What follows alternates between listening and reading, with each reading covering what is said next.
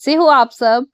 आज हम सीखेंगे क्लास 6 के NCERT question answers of your chapter components of food. So the first question of this chapter is name the major nutrients in our food. आपको major nutrients जो हमारे खाने में प्रेजेंट होते हैं उनके नाम बताने हैं। The major nutrients in our food are carbohydrates, proteins, lipids, vitamins, minerals and dietary fibres, जिसको हम रफेज भी बोलते हैं। Now the second question is name the following. The first part is the nutrient which mainly give energy to our body. Second है the nutrients that are needed for the growth and maintenance of our body. अगर आपको answers पता है ना तो quickly comment section में लिख देना। C part है a vitamin which is required for maintaining good eyesight. D part is a mineral that is required for keeping our bone healthy. तो आंसर्स पता है तो जल्दी से लिख दो कमेंट सेक्शन में। सो फर्स्ट पार्ट है the nutrient which gives energy to our body, यानी कि एनर्जी गिविंग फूड। कौन सा फूड है ये? So it is carbohydrates. Carbohydrates is a energy giving food. Second के अंदर आपको पूछा गया था कि हमारी बॉडी की ग्रोथ और मेंटेनेंस के लिए ये न्यूट्रिएंट रिक्वायर्ड होता है।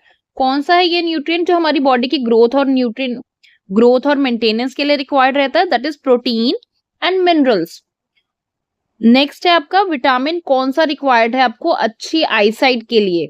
सेंटेंस के अंदर उन पॉइंट्स का ध्यान रखना कि क्या पूछा जा रहा है, चाहे क्वेश्चंस कितने भी घुमाकर आपको पूछे जाएं। So this is vitamin A which is required for maintaining good eyesight. आपकी आंखों को सही बनाए रखने के लिए आपकी बॉडी के अंदर विटामिन ए रिक्वायर्ड है। डी पार्ट है जो मिनरल आपको आपकी हड्डियों को मजबूत बनाए रखने के लिए रिक्वायर्ड है, वो कौन सा है? So it is calcium. Calcium is required for maintaining and keeping your bones healthy. Now the third question is name the following, जिसमें सबसे पहले आते हैं फैट्स। फैट्स के अंदर कौन कौन सा आता है आपका? Cream and butter. दूसरा है आपका स्टार्च। स्टार्च में कौन सा आ रहा है आपका? Rice and wheat. C part is dietary fibre. Dietary fibre किससे मिलते हैं आपको? Raw vegetables and whole grains खाने से। D part is protein.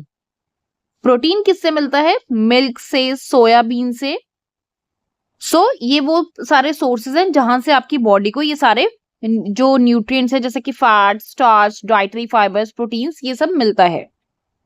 Now the fourth question is tick the statement that are correct.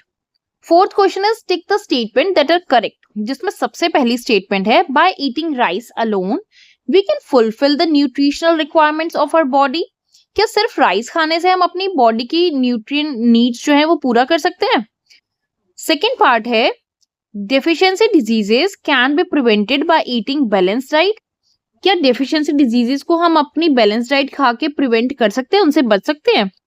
C part is balanced diet for the body should contain a variety of food items.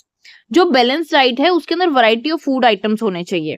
D part है क्या meet अकेला sufficient है आपकी body को सारे nutrients provide करने के लिए?